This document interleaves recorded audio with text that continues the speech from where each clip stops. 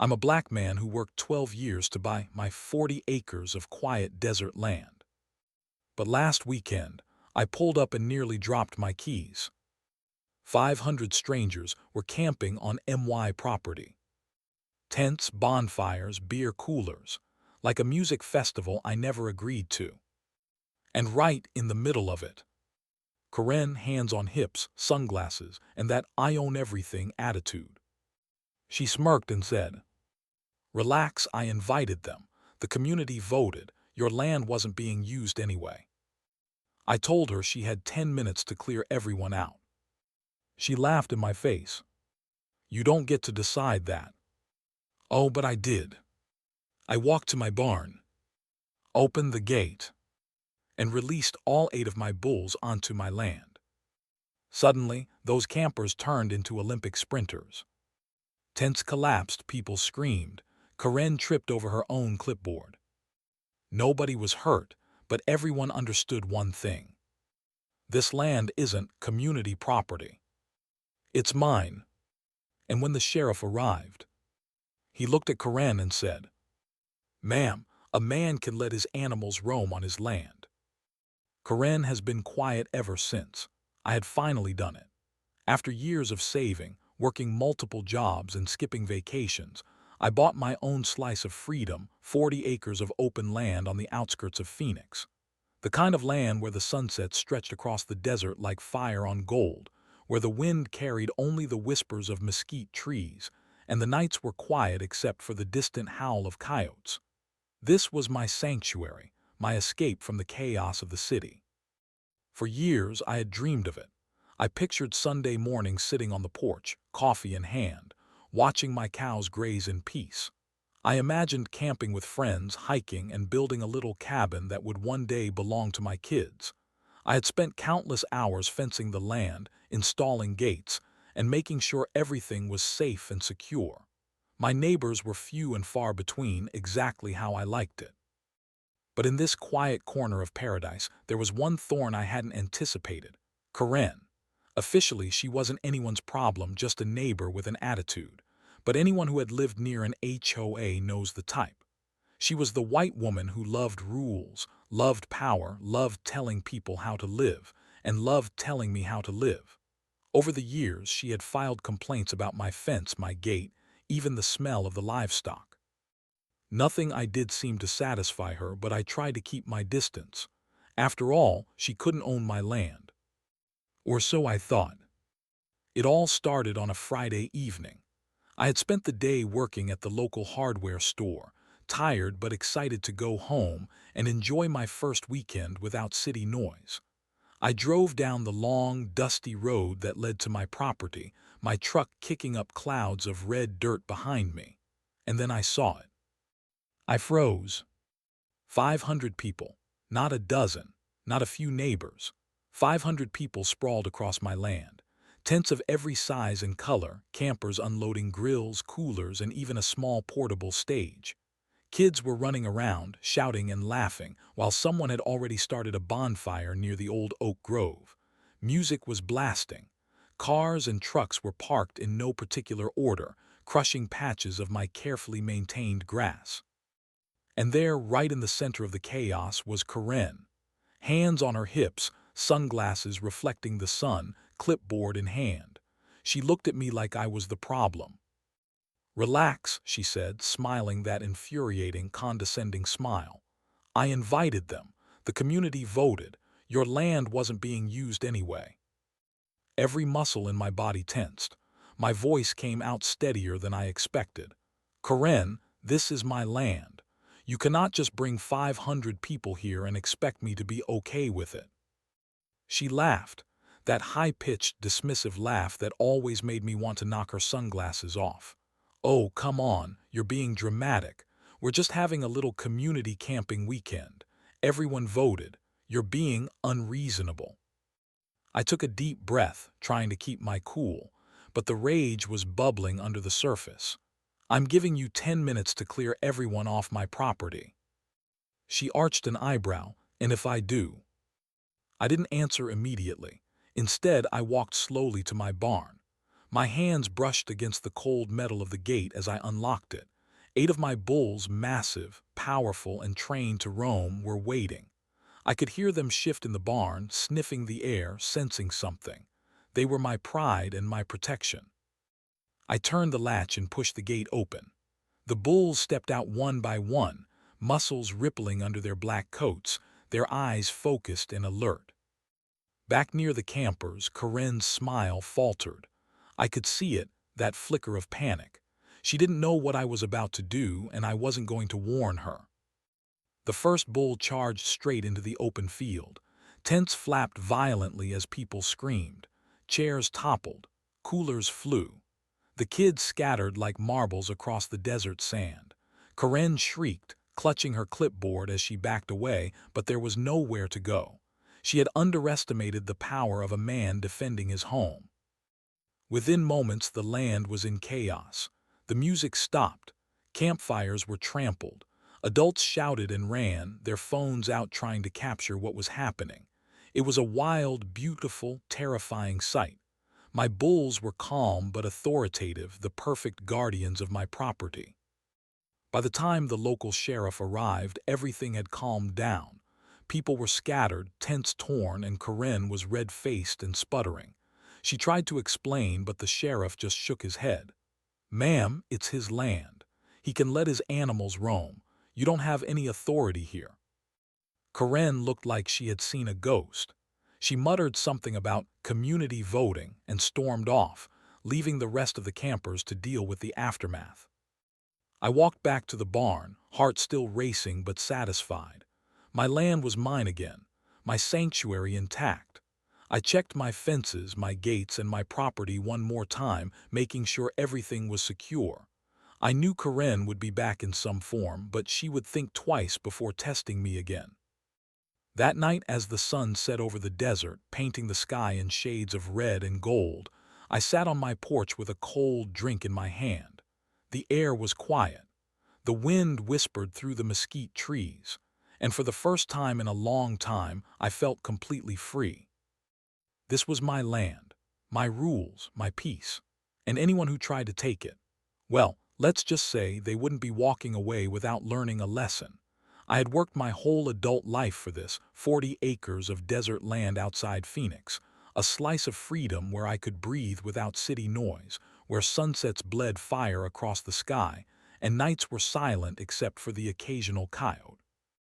I had imagined this place for years, waking up to the smell of mesquite trees, sitting on a porch with my coffee as my cows grazed lazily in the distance, knowing that I had finally carved out a sanctuary of my own. I had saved, scrimped, and sacrificed.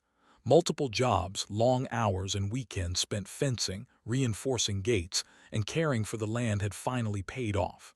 My neighbors were few and far between, exactly how I wanted it. I liked the quiet, the freedom, the ability to decide what happened on my property. But in the back of my mind, there was one person I had always known could make life complicated: Karen. Karen wasn't officially anyone's problem. She was a white woman living down the road, the type who loved rules, loved power, and loved telling people how to live, especially me. Over the years, she had filed complaints about the fence, the gates, even the smell of my livestock. I'd ignored her mostly, keeping my distance. I knew she had no legal authority over my land, or so I thought. That Friday evening, I had spent the day working at the local hardware store, exhausted but looking forward to my first weekend without city chaos. I drove down the long, dusty road that led to my land, kicking up clouds of red dust behind my truck. And then I saw it. 500 people. Not a dozen, not 50. 500 campers sprawled across my property. Tents of every shape and color, grills, coolers, even a small portable stage. Children ran screaming while someone had started a bonfire near the old oak grove. Cars were parked across my carefully maintained grass, crushing patches of soil I had nurtured for months. And there she was, Karen, hands on her hips, sunglasses reflecting the sun, clipboard in hand, that infuriating smirk on her face. She looked at me like I was the one out of place. "Relax," she said, her voice sharp but sugary. I invited them. The community voted. Your land wasn't being used anyway. I felt every muscle in my body tighten. My voice came out steadier than I expected. Karen, this is my land. You cannot just bring 500 people here and expect me to be okay with it. She laughed, that high-pitched, dismissive laugh that made my blood boil. Oh, come on. We're just having a little community camping weekend. Everyone voted. You're being dramatic. I took a deep breath, trying to stay calm. I'm giving you 10 minutes to clear everyone off my property. She arched an eyebrow, and if I do? I didn't answer. Instead, I walked slowly to the barn. 8 of my bulls, massive, black, and trained to roam, were waiting inside. I could hear them shifting, sniffing the air, sensing something. They were my pride, my protection, and my silent army. I opened the barn gate. One by one, the bulls stepped out, muscles rippling, eyes alert. I turned to the crowd, to Karen, who suddenly looked a little less confident. The first bull charged. Tents flapped violently, people screamed, chairs toppled, coolers flew. Kids scattered across the sand. Karen shrieked, clutching her clipboard, stumbling backward. She had underestimated me, and she had underestimated the power of someone defending their home. Within minutes, my land returned to chaos. The bulls didn't attack, they asserted dominance. My point was clear. My property, my rules. By the time the sheriff arrived, people were scattered, tents destroyed, and Karen was red-faced and muttering. The sheriff shook his head. "Ma'am, it's his land. He can let his animals roam. You don't have any authority here." Karen muttered something about a community vote and stormed off, leaving the campers to deal with the aftermath. I walked back to my porch, heart pounding but satisfied. My sanctuary was mine again. That night I sat on the porch, the desert wind whispering around me. The sky glowed orange, then deep red, and for the first time in years I felt completely free. This was my land and no one was going to take it from me. The next morning the desert was quiet again. Too quiet. I couldn't relax, not really.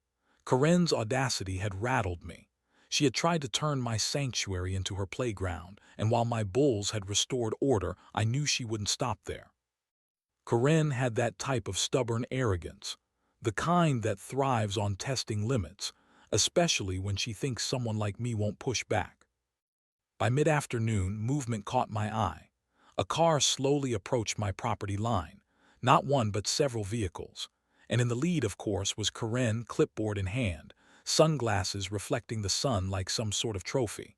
Behind her were a few of the neighbors she had recruited over the years, along with a couple of local reporters. Their intent was clear: document, intimidate, and in Karen's mind, teach me a lesson. I walked slowly down the porch steps, watching as Karen strutted forward. Her smug smile faltered slightly when she saw me. I could feel the tension building, like static electricity in the desert air. "We just want to peacefully camp," Karen announced, loud enough for the cameras to catch. "You can't stop progress. Everyone voted to use this land." I stopped a few feet away, hands on my hips. My bulls were behind me, grazing quietly but alert, muscles taut and eyes scanning. The desert heat made the scene surreal, the sun blazing, the sand shimmering, and Karen standing there like a self-appointed queen of the neighborhood. "You mean your version of progress, Karen," I said slowly. "This land isn't yours, it's mine, and anyone who disrespects that will learn why." Karen laughed nervously. "Oh, come on, you can't be serious." I didn't answer. I walked to the barn, hearing the shuffle of my bulls inside. 8 of them, black as midnight, trained and disciplined. I opened the gate. 2 stepped out first, calm but commanding, their hooves clinking on the wooden floor as they advanced into the open field. The moment the bulls appeared, the air changed. Karen froze. The neighbors whispered nervously. The reporters exchanged glances, uncertain if this was part of the show. But it was. It was very real. The first bull pawed the dirt, nostrils flaring. The second snorted, low and menacing. Karen's smirk vanished, replaced with sheer panic. She took a step back, clutching her clipboard like a shield. I raised my voice, calm and controlled. "This is my land, Karen. You wanted to test me. You wanted to disrespect me. This is what happens when you do that." Then I released the remaining 6 bulls. The ground seemed to tremble as they trotted forward, powerful and majestic. People scattered in every direction, tents collapsed, coolers tumbled, cameras fell. Karen screamed, tripping over a cable and sprawling in the dirt. I watched as chaos unfolded like a scene from a movie, except this was real life. The bulls didn't attack anyone, they didn't need to. Their presence alone commanded respect. The campers ran screaming, children screaming and crying, adults stumbling over each other to escape. Karen yelled something about safety violations, but no one heard her. She had lost control. I stood there, my heart racing but my mind perfectly clear. Every year of struggle, every sacrifice I had made to claim this land, every insult Karen had thrown at me, it all crystallized in that moment. The bulls were the ultimate equalizer. Karen thought she could override me, ignore me, even mock me, but she hadn't accounted for one thing.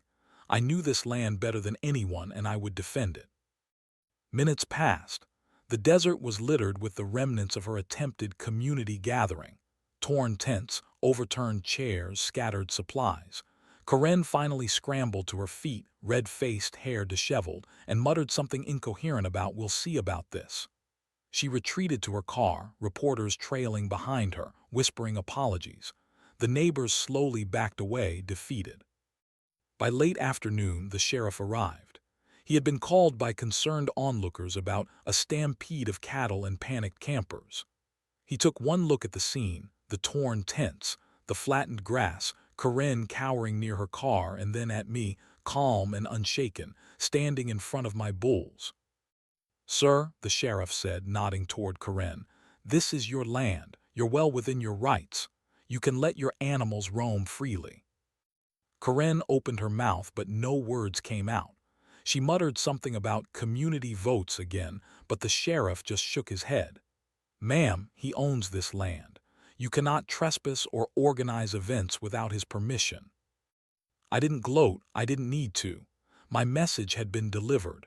Respect my property, respect me, or face the consequences. Karen had learned the hard way. As the sun set over the desert, casting deep oranges and reds across the sky, I walked to my porch. The bulls had returned to their barn, calm and grazing. The land was quiet again, and in that silence I felt a profound sense of victory. It wasn't about humiliation. It wasn't about proving power. It was about ownership, dignity, and standing up for myself. Karen had tried to impose her rules, her vote, her authority. But my land, my rules, my life, no one could touch that. That evening I poured myself a cold drink, watching the sun dip below the horizon. The desert was mine again, my sanctuary intact. The chaos of the day faded into the twilight, leaving me with one undeniable truth. Sometimes peace isn't given. Sometimes you have to claim it. And when you do, you stand tall, unwavering, and unafraid. Karen never returned. Her community vote never happened again.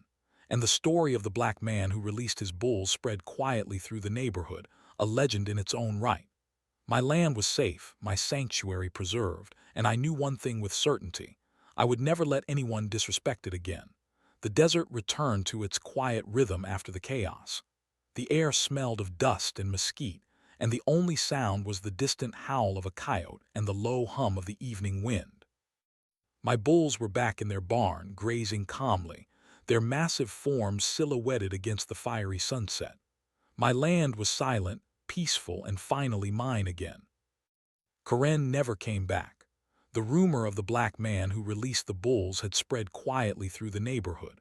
Some whispered it to each other at local stores. Others shook their heads in disbelief at how one man had stood up to the self-proclaimed community leader and her 500 uninvited guests. I didn't seek the attention, but I also didn't hide from it.